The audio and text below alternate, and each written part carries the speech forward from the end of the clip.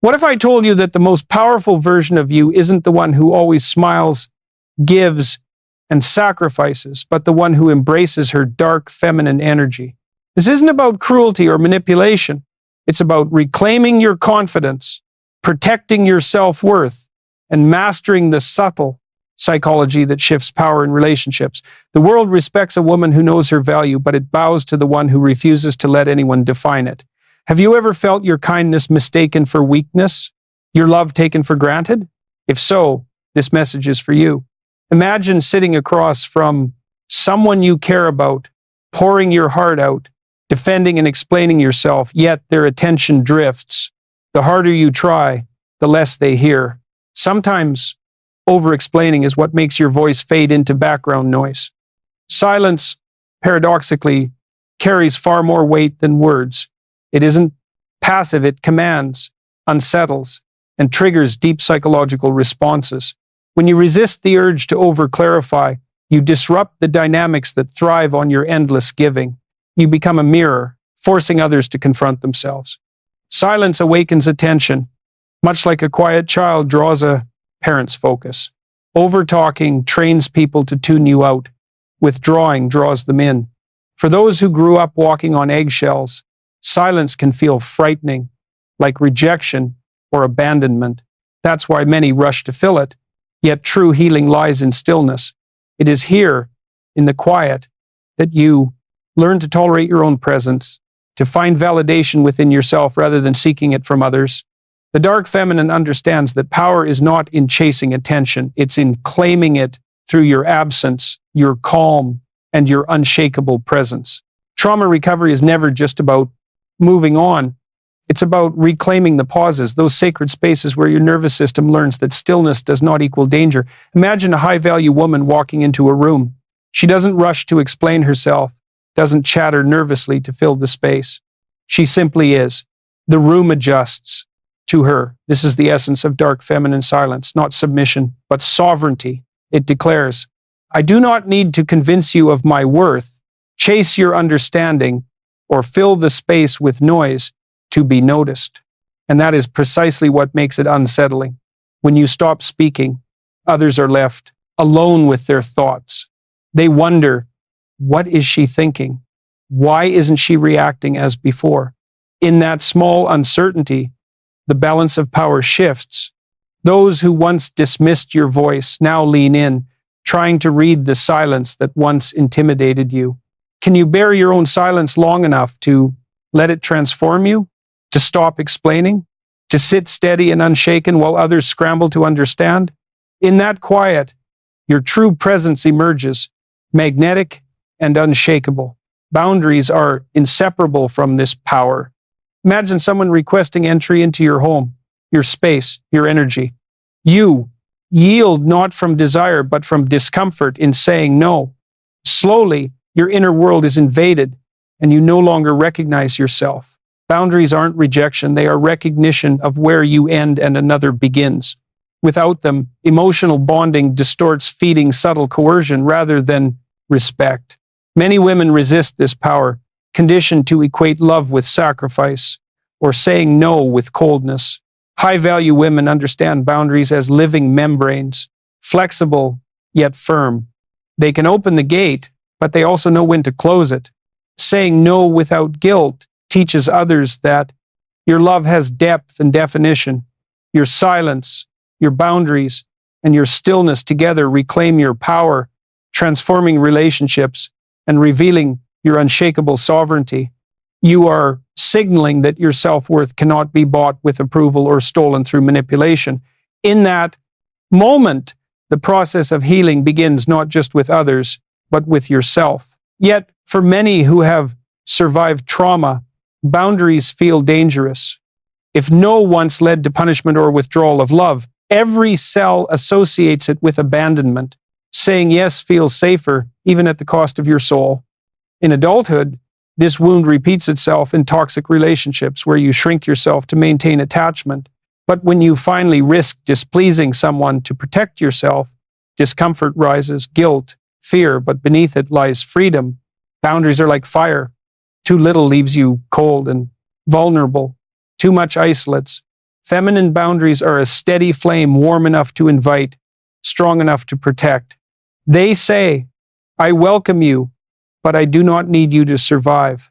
I can open the door, but I will not be invaded. People sense it immediately. Dynamics shift. The narcissist who thrived on compliance falters. The partner expecting endless giving must confront entitlement. In the quiet after your first firm no. Power recalibrates, not domination, but balance. They meet you, not the pleaser, not the caretaker, but your true self. This is where fear emerges. If your worth isn't tied to being needed, then who are you? Boundaries force confrontation with the self, unsettling the core of identity and awakening true feminine sovereignty. Emotional overattachment traps you waiting for messages, replaying interactions, handing your worth to someone else. Detachment is the antidote. True feminine energy is rooted in your own ground, unshaken by presence or absence. It is not indifference, but liberation. Detachment unsettles those who thrive on control. When you stop chasing, begging, or bending, the power they held evaporates. You become sovereign, untouchable, and undeniably high value, a presence that commands respect without compromise. Interestingly, the moment you stop clinging, those who once pulled away often begin to chase, yet detachment is terrifying, especially for those shaped by trauma. If love was once unstable, holding on tightly feels natural. The nervous system associates letting go with danger, distance with abandonment. At first, detachment feels like a death, the death of a pattern, the death of an identity built on being chosen. Yet in that death, rebirth begins.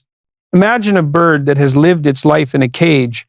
When the door opens, freedom feels vast, even terrifying. The high-value woman experiences detachment similarly. She can love deeply, give fully, yet she does not collapse when love wavers or give herself away for scraps of attention. She holds her heart in her own hands, not in someone else's pocket. This presence, grounded in self-possession, becomes magnetic. Mystery and strength attract far more than neediness ever could. Paradoxically, detachment strengthens emotional bonds rather than breaking them. Letting go of fear allows the relationship to breathe. The other person is no longer suffocated by anxiety, but drawn to calm, chosen connection. It heals the hidden wound that whispers, I am only worthy if I am needed, replacing it with quiet power. I am worthy even when I stand alone. This is where deeper questions arise.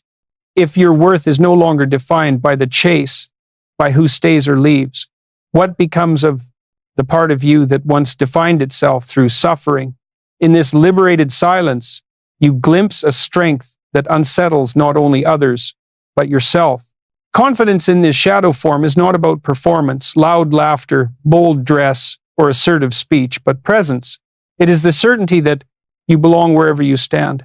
Many mistake performance for confidence, leaving cracks that narcissistic dynamics exploit. True feminine confidence is unshakable because it does not need to prove what is already true. If you were taught explicitly or subtly that your worth had to be earned, that love was conditional on pleasing, performing, or submitting, then true confidence can feel like a dangerous illusion.